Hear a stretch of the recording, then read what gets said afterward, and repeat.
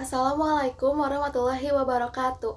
Halo semuanya, perkenalkan nama saya Regita Putri Pratama dengan NIM 2350191175. Di sini tujuan saya akan menjelaskan melalui presentasi video dengan judul mengenai kajian penemuan dan pengembangan antibiotik beta-lactam dengan reseptor sintesis dinding sel sebagai antibakteri. Tugas ini disusun untuk memenuhi tugas kimia medisinal dasar yang diampu oleh dosen Ibu Apoteker Rina Anugrah S.Fram MSI dengan bahan materi yang akan saya jelaskan berupa yaitu yang ke-1 pendahuluan, yang kedua mekanisme kerja dan target, yang ketiga itu sejarah penemuan, yang keempat klasifikasi beta-lactam, yang kelima adalah SAR, yang keenam adalah aktivitas farmakologi dan spektrum aktivitasnya, dan yang ketujuh efek samping dan keamanan, lalu yang ke-8 adalah penutup. Oke, kita awali dengan pendahuluan, di mana di pendahuluan ini tuh ada masalah global, di mana masalah global ini tuh infeksi bakteri adalah suatu penyebab utama kematian global sebelum adanya antibiotik. Yang kedua yaitu terobosan medis, yang dimana Alexander Fleming pada tahun 1928 beliau menemukan penisilin dari jamur Penicillium notatum yang merevolusikan pengobatan infeksi bakteri. Yang nomor 3, yang dimana ada rumusan masalah itu tuh mengenai proses penemuannya, target dinding sel, pengembangan struktur kimia. Lalu ada tujuannya, dimana tujuannya ini tuh untuk menjelaskan sejarah dan mekanisme SAR, yang dimana itu structure activity. Terus ada mekanisme kerjanya, yang dimana dia itu ada menghambat protein pengikat penisilin atau kita sebut juga dengan PBP, yang dimana nanti dapat mengganggu sintesis dinding sel bakteri. Lalu yang keenam itu ada resistensi, yang dimana dia itu munculnya resistensi akibat adanya enzim beta laktamase yang mana ingin mengembangkan struktur baru yang lebih stabil. Berikut adalah foto gambar dari si jamur Penicillium notatum. Bahas tentang mekanisme kerja dan targetnya, di mana di sini ada target biologis. Target biologis ini adalah sintesis dinding sel yang sangat penting untuk keberlangsungan hidup bakteri, tetapi tidak ada pada sel mamalia, yaitu inang manusia, yang dimana untuk menjadikan target yang selektif. Yang kedua itu adalah target utama, yang dimana target utamanya itu adalah penicillin binding protein, dimana itu ada enzim transkriptase, yang dimana enzim ini tuh bertanggung jawab untuk mengkatalisis ikatan silang atau cross-linking di rantai peptid dog ligand dinding sel yang memberikan kekuatan dan kekakuan pada dinding sel bakteri. Selanjutnya ada mekanisme, dimana mekanisme ini si beta-lactam ini tuh mekanismenya yang ke-1, cincin beta-lactam meniru substrat deala yang hal ini dapat menipu enzim bakteri untuk berikatan dengan antibiotik bukan dengan substrat aslinya.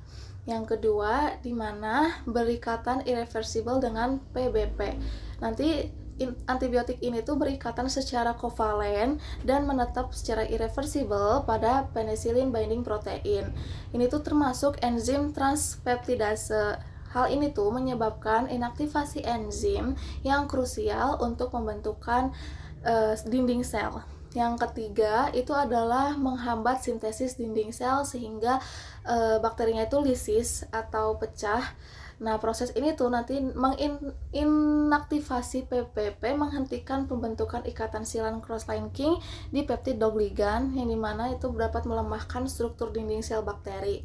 Lalu ada tekanan osmotik internal yang tinggi, kemudian menyebabkan si sel bakterinya itu lisis atau ada efek bakterisida.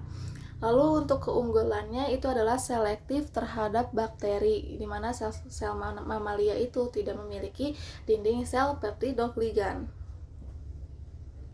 Di sini saya akan menjelaskan tentang sejarah penemuannya, di mana dimulai pada tahun 1928 penemuan penisilin oleh Alexander Fleming menemukan efek antibakteri jamur Penicillium notatum. Lalu pada tahun 1940-an diproduksi massal oleh Harvard Florey dan Ernest Boris Chain yang berhasil memproduksi massal penisilin untuk Perang Dunia Kedua. Lalu pada tahun 1950, penisilin ini semi-sintetik isolasi dari asam 6 amino penisilanat 6-APA oleh ampicilli dan meticilli. Pada tahun 1960-an, cephalosporin oleh Giuseppe brozu, ekstrak dari Cephalosporium acremonium lebih stabil terhadap beta-laktamase.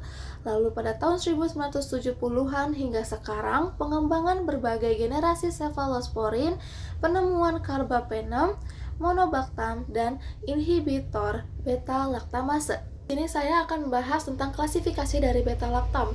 Yang pertama, dia itu ada penisilin. Penisilin ini, dia itu punya 3 contoh. Salah satunya itu ada penisilin G atau V, yang dimana itu tuh alami.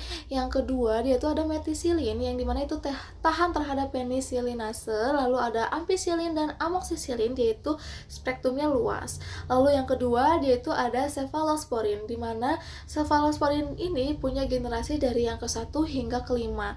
Dari cefalexin hingga ceftarolin. Di sini saya akan menjelaskan satu persatu generasinya. Di mana generasi pertama dia itu efektif terutama melawan bakteri gram positif seperti Staphylococcus dan Streptococcus. Contoh ini tuh termasuk ke cefazolin dan cefalexin. Mereka itu punya aktivitas gram negatif yang sangat terbatas. Lalu ada generasi kedua, di mana generasi kedua ini dia itu menawarkan peningkatan aktivitas terhadap beberapa bakteri gram negatif. Lalu di samping itu tetap efektif juga untuk melawan si gram positif. Contohnya itu termasuk cefuroxim dan cefoxitin. Untuk generasi ketiga, di mana generasi ketiga ini dia memiliki spektrum yang jauh lebih luas terhadap bakteri gram negatif, termasuk Haemophilus, influenzae, dan Neisseria meningitis. Dan kemampuannya itu lebih baik untuk menembus sawar darah otak. Contoh terkenalnya itu salah satunya ada ceftriaxone dan cefizim.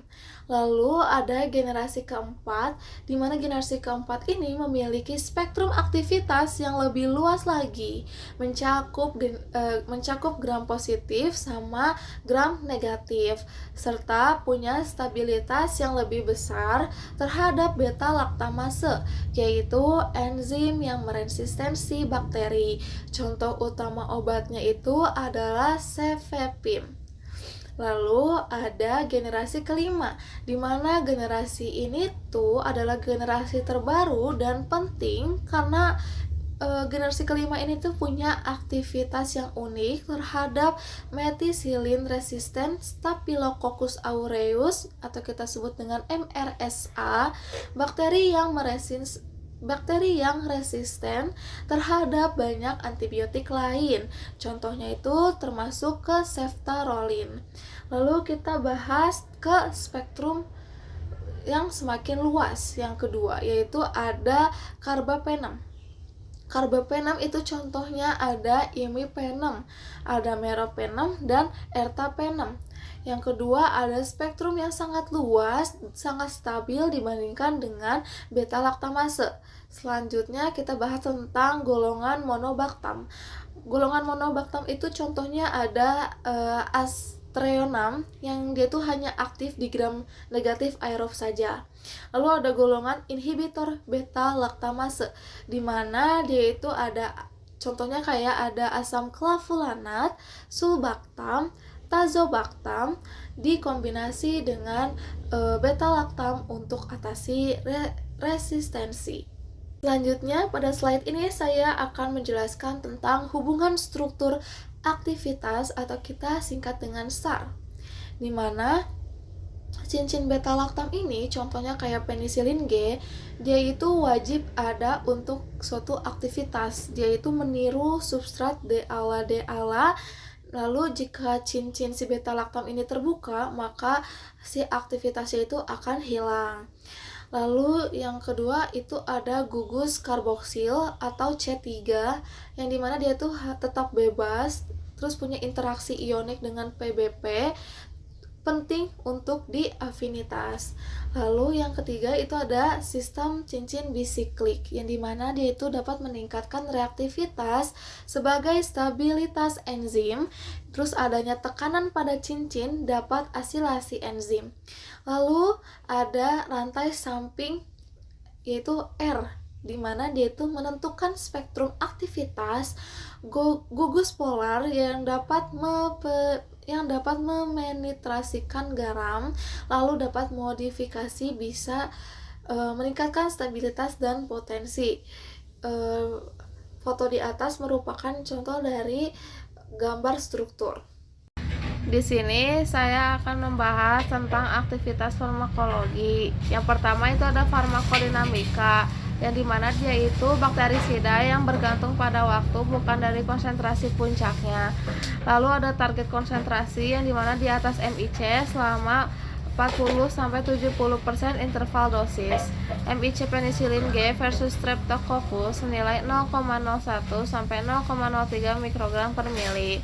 Yang kedua ada farmakokinetika, yang dibagi menjadi dua, yaitu absorpsi, yang dimana bioavailabilitas oral sebesar 60-80% amoksisilin untuk karbapenemnya itu secara parenteral, kecuali untuk ertapenem. Lalu ada distribusi, dimana volume distribusinya itu senilai 0,2 sampai 0,3 liter per kilogram. Penetrasi selaku CSF meningkat saat meningitis.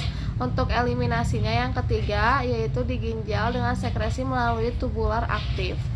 Untuk spektrum aktivitasnya, di mana spektrum aktivitas ini ada gram positif, contohnya itu kayak Streptococcus ya, dan MSSA. Untuk ceftriaxone jadi MRSA.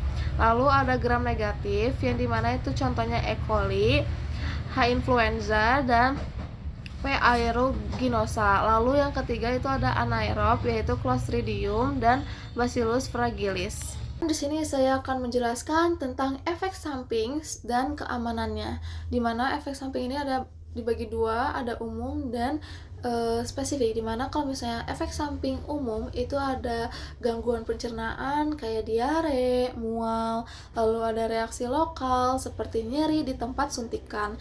Lalu ada efek samping spesifik yaitu serius, yang dimana dia itu punya reaksi alergi yang ada ruam hingga anafilaksis. Lalu yang kedua ada gangguan darah, yang dimana dia menyebabkan trombositopenia sama leukopenia. Yang ketiga ada nefrotoksisitas, yang dimana dia itu dapat menyebabkan kerusakan ginjal karena dosis yang tinggi. Lalu ada neurotoksisitas, dia menyebabkan kejang karena obat imipenem sama cefepime. Yang kelima, dia itu punya penyebabnya hepatotoksisitas, yang dimana ada gangguan hati dan icterus neonatus. Nah, resikonya itu anafilaksis yang fatal, resistensi antibiotik, infeksi difficile, dan gangguan organ seperti di ginjal dan di hati. Penutupan di sini ada kesimpulan, yaitu beta-lactam sukses menjadi kimia medisinal dan target PBP-nya itu ideal, terus bisa nyelamatin jutaan orang. Untuk sarannya, dimana inhibitor beta-lactamase itu bisa dikembangin menjadi yang terbaru, terus terapi kombinasi dengan adanya kolaborasi, terus ada stewardship antibiotik. Demikianlah presentasi saya, semoga tidak terlalu membosankan ya. Terima kasih banyak atas perhatiannya. Terima kasih juga yang sudah menyimak. Wassalamualaikum warahmatullahi wabarakatuh. Dadah.